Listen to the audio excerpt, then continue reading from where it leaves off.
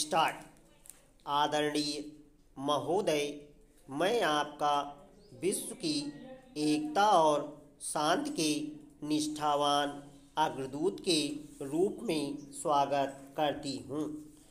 संयुक्त राष्ट्र संघ मानवता की उच्चतर और बेहतर विकास की आशा का प्रतिनिधित्व करता है और संयुक्त राष्ट्र संघ को कुछ है या हो सकता है वह महासचिव के अपने पद के कर्तव्यों की धारणा और व्यक्तिगत विश्वास पर निर्भर करता है। ऊ-था के चुनाव के लिए मैं नेहरू पुरस्कार समिति को बधाई देती हूँ। इससे और अधिक उपयुक्त चुनाव दूसरा नहीं हो सकता था।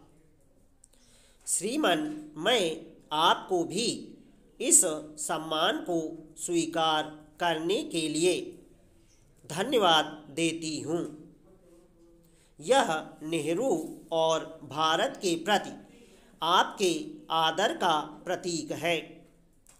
इससे भारत और म्यांमार और भारत तथा संयुक्त राष्ट्र संघ अधिक घनिष्ठता के साथ बंध गए हैं। विशेष योग्यता और सफलता अंदर से आती है, बाहरी बातों से नहीं, बल्कि इस बात से कि व्यक्ति अपनी अंतः क्षमता के विकास के लिए क्या करता है। मैं ऊ-था के जीवन और व्यक्तित्व की एक सच्ची घटना की ओर आप लोगों का ध्यान आकर्षित करना चाहूँगी। आप बौद्ध हैं। सब महान धर्म मानवता को परिष्कृत करने के प्रयत्न का लेखा-जोखा है, किंतु बौद्ध धर्म में परमात्मा की महानता और प्रभुत्व के बारे में अधिक न कहकर दया, शांति, सद्विचार, सद्व्यवहार और सदाचार की सर्वोपरिता को महत्व दिया गया है।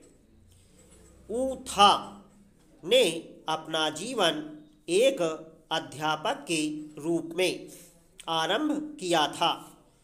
मन और हृदय के सुधार की संभावनाओं के बारे में उनका विश्वास अध्यापक जैसा ही है। अपने पास जो कुछ है वह सब दूसरों की उन्नति के लिए दे डालने का अध्यापक का गुण भी उनमें विद्यमान है। महासचिव के काम को भी सफलतापूर्वक पूरा करने में अध्यापक के गुणों ने उनका काफ़ी साथ दिया है। म्यांमार की स्वाधीनता दिलाने के प्रयत्नों में भी उन्होंने उल्लेखनीय कार्य किया। बिना स्वाधीनता और समानता के शांति नहीं हो सकती। स्वाधीनता और शांति के प्रति उनका प्यार उन्हें जवाहरलाल नेहरू से जोड़ता है। नेहरू का यह विश्वास था और उन्होंने इसकी घोषणा की कि शांति के लिए स्वाधीनता पहली शर्त है। जब तक एक राष्ट्र दूसरे राष्ट्र पर शासन करेगा या अपनी सैनिक ताकत या जाति की श्रेष्ठता के बल पर दूसरे से अपने आप को श्रेष्ठ समझेगा, तब तक शांति नहीं हो सकती। नेहरू ने स्थायी शांति के लिए जातिवाद के अंत को अनिवार्य माना। आदरणीय महोदय, कई वर्ष पहले गांधी जी ने नेहरू जी के विचारों की एक विशेषता की ओर सबका ध्यान दिलाया था कि उसका राष्ट्रवाद भी अंतर्राष्ट्रवाद की बराबरी का ही था। ना तो गांधी जी ने और न जवाहरलाल नेहरू ने कभी ऐसा कहा बस मेरा देश चाहे सही हो या गलत। इतिहास के अध्ययन के कारण जवाहरलाल नेहरू राष्ट्रवाद की सीमाओं को और संकीर्ण दृष्टि के खतरे को बराबर जानते थे।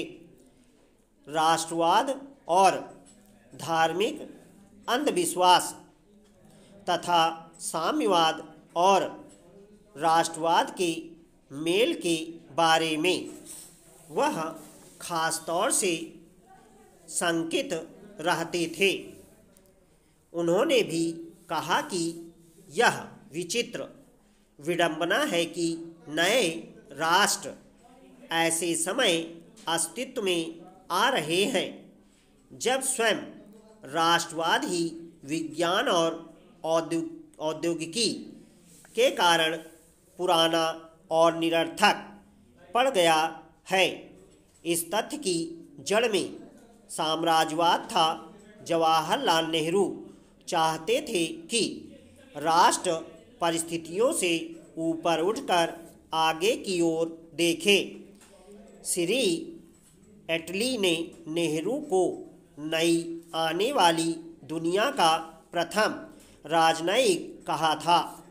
राष्ट्रीयता और अंतर्राष्ट्रीयता के टकराव के प्रति भी नेहरू सचेष्ट थे, किंतु उनके सारे प्रयत्न इस टकराव को हल करने के लिए ही थे। गहराई से सोच विचार कर निर्धारित अपनी विदेश नीति के द्वारा उन्होंने यह सिद्ध कर दिया कि भारत का राष्ट्रीय हित अंतर्राष्ट्रीय शांति के लिए निरंतर कार्यरत रहने में ही है। अशोक को संसार का सबसे महान राजा कहा जाता है। उसने भी यह उद्घोष किया कि सच्ची विजय शांति की विजय ही है। सत्य और अहिंसा पर गांधी जी के आग्रह और इतिहास के अपने अध्ययन से प्रभावित होकर नेहरू को सैन्यवाद से घृणा हो गई थी और यूनेस्को की इस घोषणा का समर्थन उन्होंने अपने पूरे हृदय से किया था कि शांति की रक्षा की व्यवस्था लोगों के मन में पैदा की जानी चाहिए। जहाँ तक गांधी जी और नेहरू के आदर्शों का प्रश्न है, उन्हें पूरा करने का हमारा प्रयत्न होगा। नेहरू जी की संयुक्त राष्ट्र संघ में बड़ी आस्था थी। उनका विचार था कि यह मानव की एकता प्राप्त करने और मनुष्य का भाग्य चमकाने की दिशा में एक अविस्मरणीय प्रयत्न है। संयुक्त राष्ट्र संघ के महासचिव की उपस्थिति में मैं आज विश्व शांति के लिए संयुक्त राष्ट्र संघ का पुनः समर्थन करती हूँ। हम संयुक्त राष्ट्र संघ के इस उद्देश्य को आगे बढ़ाने के लिए हमेशा सक्रिय रहेंगे।